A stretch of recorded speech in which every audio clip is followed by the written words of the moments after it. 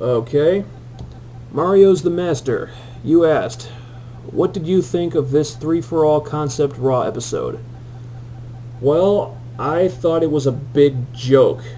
To me, it felt like WWE was saying, hey, we want to generate some buzz and hopefully pop the rating. God knows the Denver debacle didn't pop the rating, so let's just have a 3-hour Raw, because we can't think of anything else to do. And the reason I felt this way is because there was absolutely no reason to do it other than them just feeling like having another 3-hour show.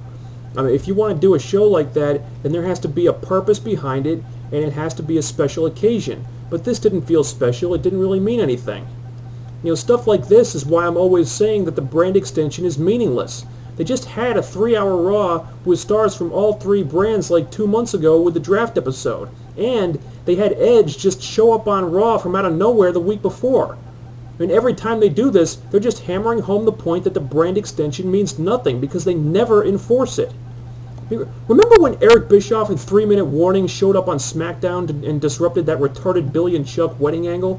And it's like, holy crap, Raw's invading SmackDown, you know? It was cool. It was exciting. You don't get that anymore because they do this interbrand stuff constantly. And now all of a sudden, what, I'm supposed to get excited about some huge 3-for-all Raw with 3 title matches from 3 different brands? Sorry, not going to happen. Thanks for your question.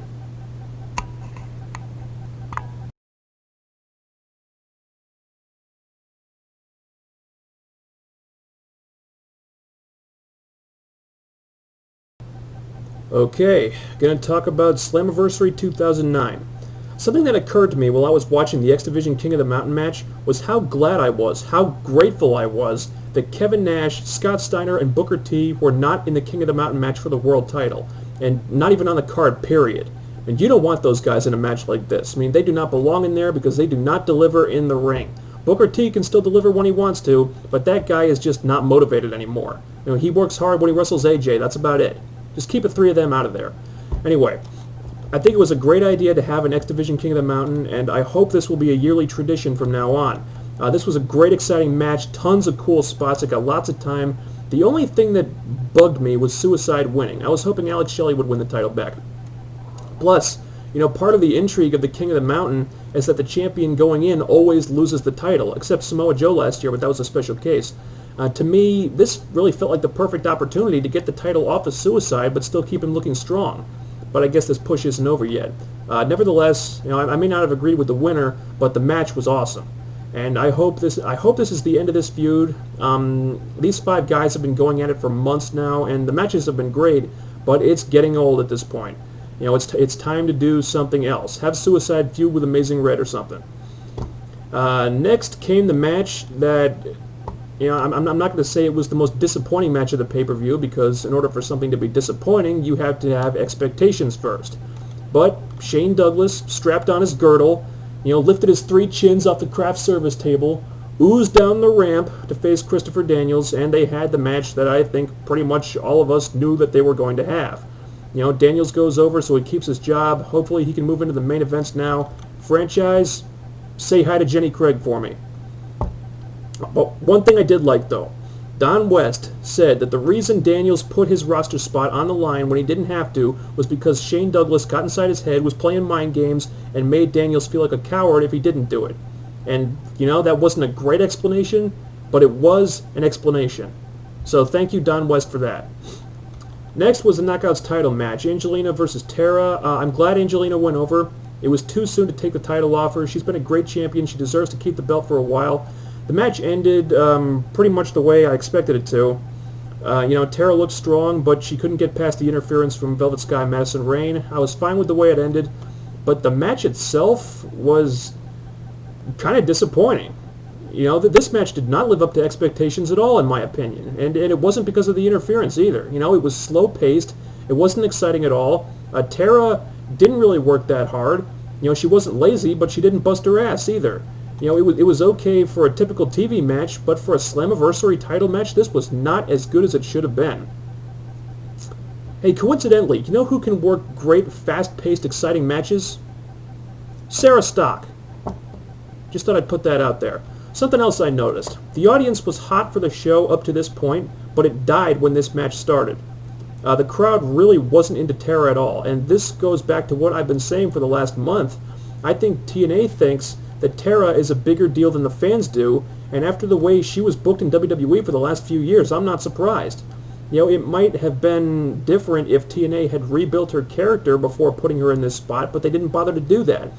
And I think when the casual fans look at Tara, they don't see a top contender for the Knockouts title, they see a WWE jobber.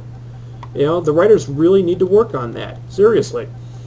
Next was the dreaded mixed tag Monsters Ball. This was actually a nice surprise.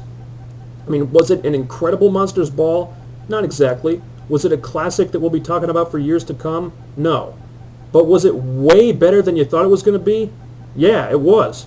I mean, who would have thought that in a Monsters Ball with Abyss and Raven, that it would be Taylor and Daphne who did the sickest stuff? I mean, Taylor dove off the stage to put Daphne through a table. Daphne took a thumbtack bump, and I really thought she cracked her head open when she flipped over the guardrail and the back of her head hit the corner of the steel steps. That looked painful as hell. I mean, say whatever you want about this match, but you got to appreciate that effort. Taylor and Daphne went above and beyond what I expected from them. Stevie Richards constantly interfering kind of hurt this match, especially since it came right after the Knockouts title match, which was also full of interference. I wasn't that impressed with Raven. I don't think he's got much left in the tank at this point, but this was an enjoyable hardcore brawl, way better than I was expecting. Sting and Matt Morgan. You know, I respect Sting for everything he's done and accomplished in this business. You know, he's a legend, you can't deny that, but if this match proved one thing to people who hadn't figured it out yet, it's that Sting is just not the person to have strong singles matches with anymore. You know, he has had 2, arguably 3 really good singles matches in the last year, and this was not one of them. He botched the finish with reversing the Elevator into a death drop, and before that, the match was okay, but just okay at Slammiversary is not good enough. Matt Morgan, I think he's still at a point where he needs a good opponent to help bring out the best in him, like Kurt Angle or something. And Sting is just not that guy. You know, he didn't half-ass it, but you know, he's 50 years old, and this is what tends to happen to wrestlers when they get up there. 3D and Beer Money, I thought the match was very good. Not as good as their Lockdown match, but good enough. I couldn't believe it when Brother Ray jumped off a top turnbuckle to the floor. I mean, that's an over 300-pound man right there. All right, I mean, holy Jesus. I didn't like the finish with the British Invasion getting involved. I will say that Brutus Magnus was really good on commentary. That guy's got great mic skills.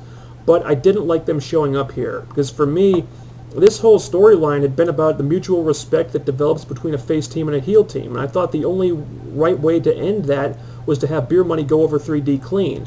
As it is, it was like they were trying to give 3D an excuse for not winning, and maybe the storyline isn't over yet, I don't know. But anyway, I didn't like the finish, but the match itself gets a thumbs up.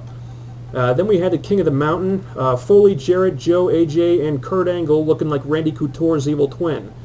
The match was great, and the finish was definitely a big shocker. I didn't expect that at all, but it really left me wondering just how the hell they're going to explain this. And it was stupid how Samoa Joe attacked Kurt Angle at the start so they could get Angle eligible to hang the belt immediately, because they had no way of knowing what the referee, like how the referee would react. They didn't know he was going to make Angle eligible immediately. What if the ref just threw Joe out of the match? How did they know that wouldn't happen, you know?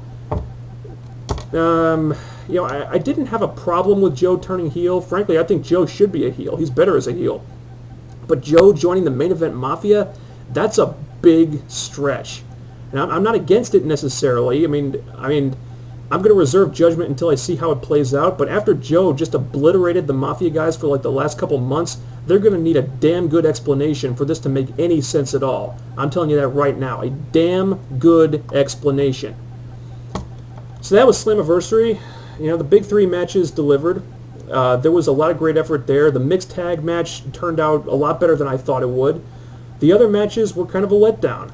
And so I wasn't jumping up and down for this pay-per-view, but I felt like I got my money's worth. Overall, I think I'll be satisfied as long as they come up with a good excuse for the Samoa Joe thing, and they're going to need a real good excuse. So don't let me down, TNA writers.